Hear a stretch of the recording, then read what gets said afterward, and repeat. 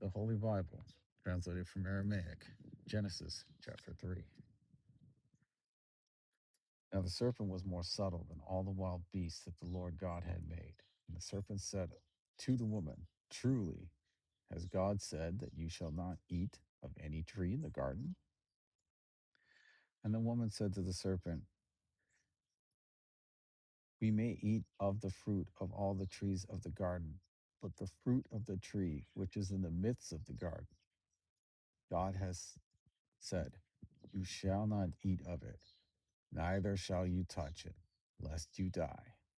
And the serpent said to the woman, you shall not surely die, for God knows that in the day you eat of it, your eyes shall be opened, and you shall be like gods, knowing good and evil.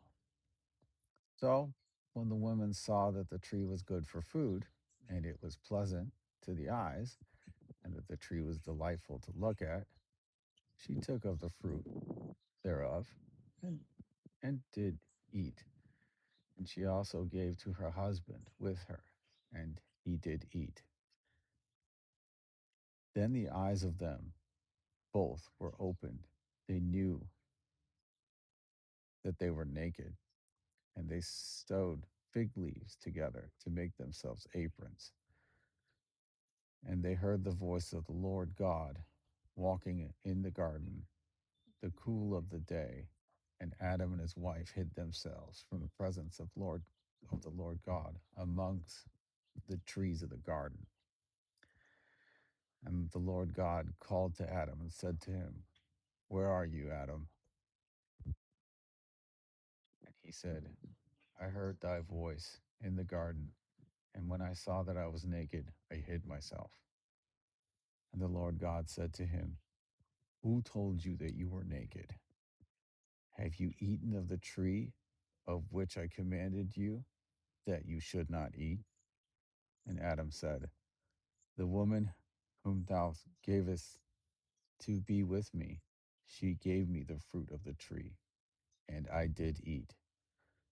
And the Lord God said to the woman, what is this that you have done? And the woman said, the serpent beguiled me, and I did eat.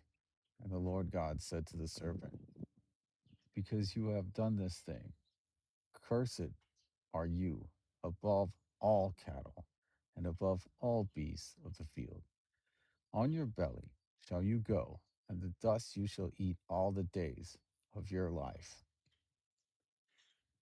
And I will put enmity between you and the woman, and between your posterity and her posterity.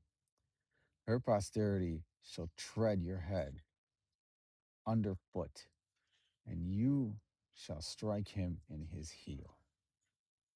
To the woman he said, I will greatly multiply your pain, and your conception in pain you shall bring forth children, and you shall be dependent on your husband, and he shall rule over you.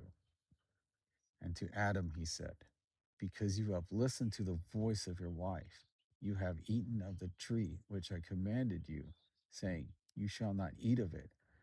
Cursed is the ground for your sake. In sorrow shall you eat the fruits of it all of the days of your life. Thorns also and thistles shall it bring forth to you, and you shall eat the herb of the field. In sweat of your face shall you eat bread until you return to the ground. Out of it you were taken. For dust you are, and dust you shall return. So Adam called his wife's name Eve. She was the mother of all living. And the Lord God made for Adam and for his wife coats of skin and clothed them. Then the Lord God said, behold, the man has become like one of us, to know good and evil. And now lest he put forth his hand, and take also of the tree of life, and eat, and live forever. Therefore the Lord God sent to him forth from the Garden of Eden to till the ground, from hence whence he was taken. So the Lord God drove out the man, and he placed at the east of the Garden of Eden cherubim and a flaming sword which turned every way to guard the path to the tree of life.